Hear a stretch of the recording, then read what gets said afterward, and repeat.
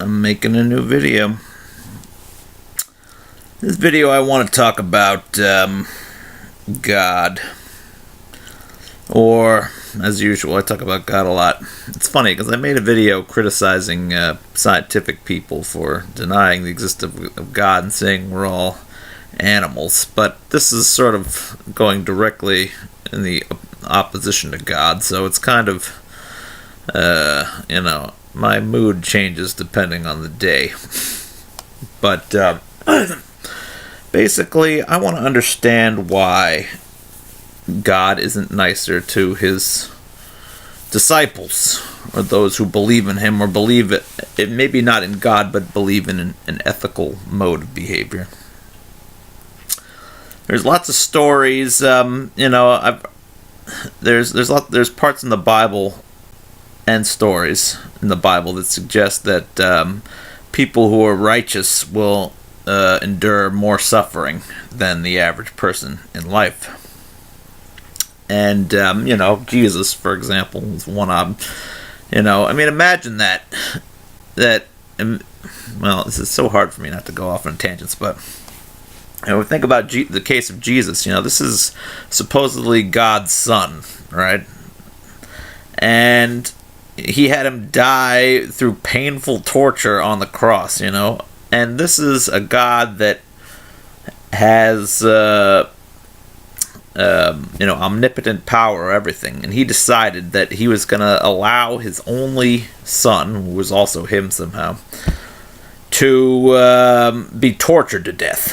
And at a young age, And it's supposed to be, it's for a good cause.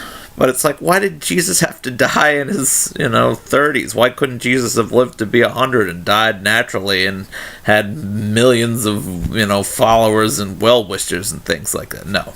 He had to be tortured on the cross when he was in his 32, I think he was.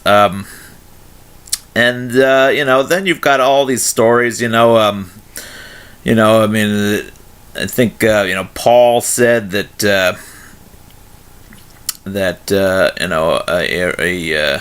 a man who's committed to God should probably be a virgin, because his one true love is God. So that's hard for men. We're born with a natural desire to want to have babies. So we miss out on a big experience of life, those of us who are virgins for God. And not only that, but there's all these lines in the Bible about how people will be you'll be persecuted if you're a believer in God, and you won't be super popular. I guess what I'm all getting around to here is that for no good reason God has decided that he's going to make life difficult for his subjects, because and the idea is that there's a promise that because you've endured suffering for God in this life, that when the afterlife comes, that you'll be given special benefits, I guess. And what these special benefits are, how much of your soul is really you, how much of your soul retains your individual unique characteristics. That's never explicitly stated in the Bible. So, really, after you die, how much are you going to be? It just seems like, when you die, you kind of rejoin, God or whatever, and it's like there shouldn't be any separation there. How is there all of a sudden, when you get up to be with God, there'll be, tears, and there'll be, like, luxury boxes, and then, it's like, that's ridiculous, the whole idea is just ridiculous. And, asking those people who aren't sure that God exists or the afterlife exists to believe that virtuous behavior is going to lead to a benefit after the only thing that's guaranteed to us, which is our lives, is a tough pill to swallow. And as an agnostic myself, I want to believe in ethics, I want to believe in God, but I recognize the very real chance that all of my ethical behavior may end up hindering me in life, and I may not get to experience the things that somebody who is less ethical will get to experience. If If you're less ethical, you don't mind starting a business where you have people being paid slave wages in other countries, working jobs where they want to kill themselves, producing your product. And, if you're willing to put those ethics aside, you get to enjoy fabulous wealth. And with that fabulous wealth comes travel to exotic locations and beautiful women that want to sleep with you. And more men, more so women as far, because anyway, you get to enjoy, the finer things in life, the best food, best, nest, your house or whatever, houses, multiple houses. The benefits are vast, and without that afterlife to even things out, it really doesn't pay to be an ethical person, because most of the time the most ethical people are not the wealthiest people. Even the Bible says this, although I'm sort of contradicting the Bible, so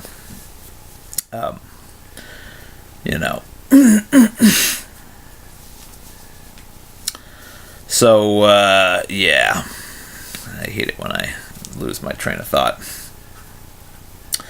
But basically, God asks a lot of his disciples and doesn't guarantee anything in the end. Or, well, he does, but, you're not guaranteed anything in the end if you're a moral and ethical person, is what I'm saying. You can have faith in God. And for those people who are able to have faith, fine. But, the weird thing about it is God is like, one of his primary requirements is that you have this absolute faith in something that's unprovable. And, how is that a sign of virtue? To me, the sign of virtue should be your works in life. I believe that it's important for us to, to care about, the planet. I mean, a lot of the things that Pope Francis says, I believe, Pope Francis says we have to be stewards of our environment, keep the earth, our gift from God, so, keep it from being destroyed, for profit. And, I believe that in the golden rule, do unto others as they do unto you. And I believe in behaving in a communal way, that, making individual sacrifice for the sake of other people. These are all things that I know, if I were to believe in a God, or if I were to believe in God, then these would be, what his ethics should be. And if these are not God's ethics, then I say, what good is God when he does not, hold true to the ethics that we kind of, instinctually have. Or not instinctually, but inherently have, in our minds. I think there is some agreement on what is ethical behavior and what isn't. And, while there is some amount of disagreement here and there, I think on the whole, we generally know what's good and what's bad. There's definitely some gray areas, but on the whole, there are certain things we know are true. You shouldn't steal from other people. You shouldn't kill other people. The 10 Commandments are a good guide. And you should think about other people's well-being as well as yourself. You shouldn't be selfish. But it seems like God's overarching rule in the Bible that's repeated over and over again is sort of this rule of, believe in me without proof. Have faith in me. As if believing in something with no proof makes you a more virtuous person than doing the good deeds that it's pretty obvious, people should be following whether they believe in God or not. And that's sort of like, that's akin to somebody believing in a snake oil, for snake oil salesmen. I mean, people believing in cure-all panaceas that don't actually do anything. I mean, you're no better off believing in, in a pill that cures every disease, a pretend pill that cures every disease, than you are, believing in God. Because, the reality is there is no, pill that cures every disease. And that's because we know that because there's no proof of that, Or, believing that the earth is flat. There's proof that the earth is round, It doesn't really matter. I mean, there is no proof that God doesn't exist. But So maybe saying the Earth is flat isn't. Let's go another one. Let's say that believing that there's it's like believing that there's alien life in the universe. Maybe there is, maybe there isn't. Does it make you a virtuous person if you believe that alien life exists outside of our solar system? No, it's just a belief. There's nothing virtuous about believing in God. There's no reason that believing in God or not believing in God makes you a better person. I know atheists who are wonderful people. I know religious people who are wonderful people. But the thing that makes them wonderful isn't that they do or don't believe in God. So, and going back to the suffering thing again, you have Job, the book of Job. This is sort of like where it all comes together in the book of Job, where God is testing Job to see if he'll retain his faith, because he and somebody, I don't know if it was the devil or an angel or something, were talking about how something about how people had to choose to like God, or they wouldn't have liked God unless if they wouldn't like God if God. And it was like a test. It was almost like a challenge to God, that people would only appreciate him if he was good to them in life. And because God hated this idea, he said, well, I'm going to ruin this guy's life to prove to you that people, their love for me isn't conditional, that the true believers have unconditional love for me. Now, that's like saying, no matter what if you have a child, let's say your child went on a murdering spree and killed 1,000 people. Are you justified in loving that child? Does a child who does something like that deserve your love? I'd say probably not. I'd say I wouldn't love my child if he went on a murdering spree. I'd be ashamed and wish he'd be put to death if he killed 1,000 people. At least not without an extremely good reason. And I don't think there's really generally a good reason for killing 1,000 people. So